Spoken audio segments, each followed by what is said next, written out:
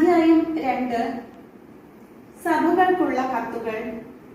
എഫേസോസിലെ സഭയ്ക്ക്. എഫേസോസിലുള്ള സഭയുടെ ദൂതൻ എഴുതുക. വലത്തു കൈയിൽ 7 നക്ഷത്രങ്ങൾ വഹിച്ചുകൊണ്ട് 7 സ്വർണ്ണ ദീപപീഠങ്ങൾക്ക് മധ്യേ നടക്കുന്നവൻ ഇപ്രകാരം പറയുന്നു: നിന്റെ പ്രവൃത്തികളും പ്രയത്നങ്ങളും ക്ഷമാപൂർവമായ ഉറച്ചുനിൽപ്പും ദുഷ്ടരോടുള്ള സഹിഷ്ണുതയും ഞാൻ മനസ്സിലാക്കുന്നു. അപ്പസ്തോലന്മാരെന്ന് നടിക്കുകയും എന്നാൽ അങ്ങനെ അല്ലാതിരിക്കുകയും ചെയ്യുന്നവരെ പരിശോധിച്ച് അവർ വ്യാജം പറയുന്നവരാണെന്ന് നീ കണ്ടുപിടിച്ചു. തീർച്ചയായും ക്ഷമാപൂർവം പിടിച്ചു നിൽക്കാൻ തക്ക കഴിവ് നിനക്കുണ്ട്. എന്റെ നാമത്തെ പ്രതി പീഡകൾ സഹിച്ചിട്ടും നീ ക്ഷീണിച്ചില്ല. എങ്കിലും നിനക്കെതിരെ എനിക്കൊന്നു പറയാനുണ്ട്. നിനക്ക് ആദ്യമുണ്ടായിരുന്ന സ്നേഹം നീ കൈവെടിഞ്ഞു.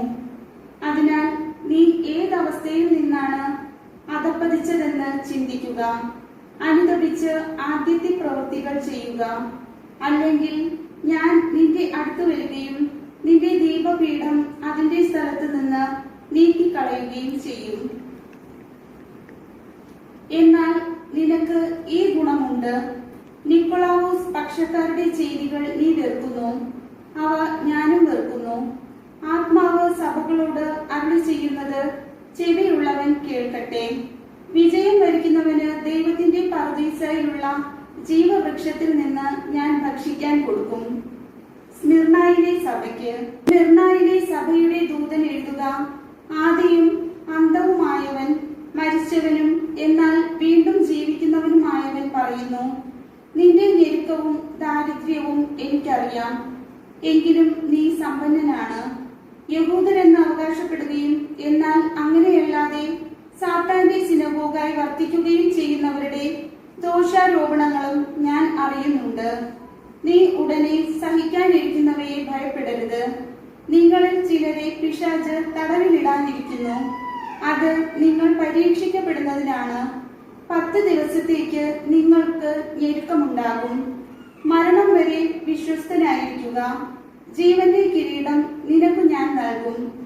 ആത്മാവ് സഭകളോട് പറയുന്നതെന്തെന്ന് ചെവിയുള്ളവൻ കേൾക്കട്ടെ. വിജയം വരിക്കുന്നവൻ തീർച്ചയായും രണ്ടാമത്തെ മരണത്തിന് അധീനനാകയില്ല.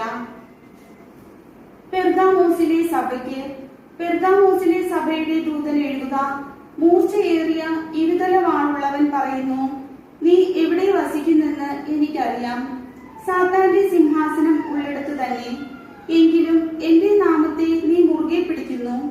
സാത്താൻ വസിക്കുന്ന നിങ്ങളുടെ സമൂഹത്തിൽ വെച്ച് എന്റെ വിശ്വസ്ത സാക്ഷിയായ അന്തിപ്പാസ് വധിക്കപ്പെട്ട നാളുകളിൽ പോലും എന്നിലുള്ള വിശ്വാസം നീ കൈവിടുന്നില്ല. എങ്കിലും നിനക്കെതിരായി ചില കാര്യങ്ങൾ എനിക്ക് പറയാനുണ്ട്. വിഗ്രഹങ്ങൾക്ക് അർപ്പിച്ചവ ഭക്ഷിക്കാനും വ്യഭിചാരം ചെയ്യാനും ഇസ്രായേൽ മക്കൾക്ക് ദുഷ്പ്രേരണ നൽകാൻ ബാലാക്കിനെ പഠിപ്പിച്ച ബാലാമിന്റെ ഉപദേശങ്ങൾ മുറുകെ പിടിക്കുന്നവർ അവിടെയുണ്ട്. അതുപോലെ തന്നെ നിക്കോളാവോസ് പക്ഷക്കാരുടെ പ്രബോധനങ്ങളെ മുറുകെ പിടിക്കുന്നവരും അവിടെയുണ്ട്. അതുകൊണ്ട് അനുതപിക്കുക. അല്ലെങ്കിൽ നിന്റെ അടുത്തേക്ക് ഞാൻ ഉടനെ വന്ന് എന്റെ വായിലെ വാൾ കൊണ്ട് അവരോട് പോരാടും. ആത്മാവ് സഭകളോട് പറയുന്നതെന്തെന്ന് ചെവിയുള്ളവൻ കേൾക്കട്ടെ. വിജയം വരിക്കുന്നവന് ഞാൻ നിഗൂഢ മന്ന നൽകും. അവന് ഞാൻ ഒരു വെള്ളക്കല്ലും കൊടുക്കും. അതിൽ ഒരു പുതിയ നാമം കൊത്തിയിരിക്കും. അതെന്തെന്ന് സ്വീകരിക്കുന്നവനൊഴികെ മറ്റാരും അറിയുകയില്ല.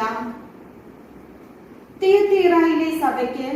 തിയത്തീറയിലെ സഭയുടെ ദൂതൻ എഴുതുക. അഗ്നിനാളം പോലെ മിഴികളും പിച്ചള പോലെ പാദങ്ങളുമുള്ള ദൈവസുതൻ അരുളി ചെയ്യുന്നു: നിന്റെ പ്രവൃത്തികളും സ്നേഹവും വിശ്വാസവും ശുശ്രൂഷയും ദീർഘമായ സഹനവും ഞാൻ അറിയുന്നു. നിന്റെ അവസാന പ്രവർത്തനങ്ങൾ ആദ്യത്തേതിനേക്കാൾ മെച്ചപ്പെട്ടവയാണ്. എങ്കിലും നിനക്കെതിരായി എനിക്കൊന്നു പറയാനുണ്ട്. പ്രവാചക എന്ന് അവകാശപ്പെടുകയും വ്യഭിചാരം ചെയ്യാനും വിഗ്രഹങ്ങൾക്ക് അർപ്പിച്ചവ ഭക്ഷിക്കാനും എന്റെ ദാസരെ പഠിപ്പിക്കുകയും വശീകരിക്കുകയും ചെയ്യുന്ന ജസബെൽ എന്ന സ്ത്രീയോട് നീ സഹിഷ്ണുത കാണിക്കുന്നു. അനുതപിക്കാൻ ഞാൻ അവൾക്ക് അവസരം നൽകി. എന്നാൽ അവൾ തന്റെ വ്യഭിചാരത്തെ കുറിച്ച് അനുതപിക്കാൻ കൂട്ടാക്കുന്നില്ല. ഇതാ ഞാൻ അവളെ രോഗശൈലിയിൽ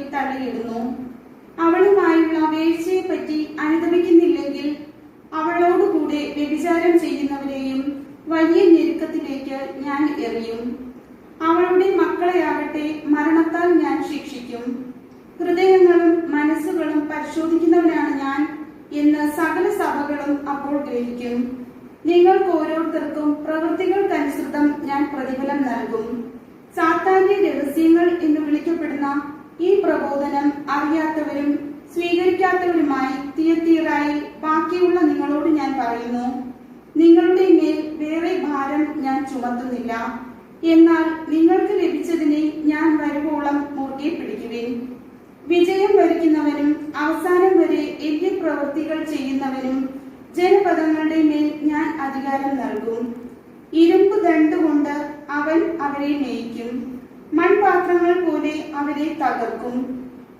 ഞാൻ എന്റെ പിതാവിൽ നിന്ന് അധികാരം സ്വീകരിച്ചതുപോലെ തന്നെ പുലർക്കാല നക്ഷത്രം ഞാൻ അവന് നൽകും.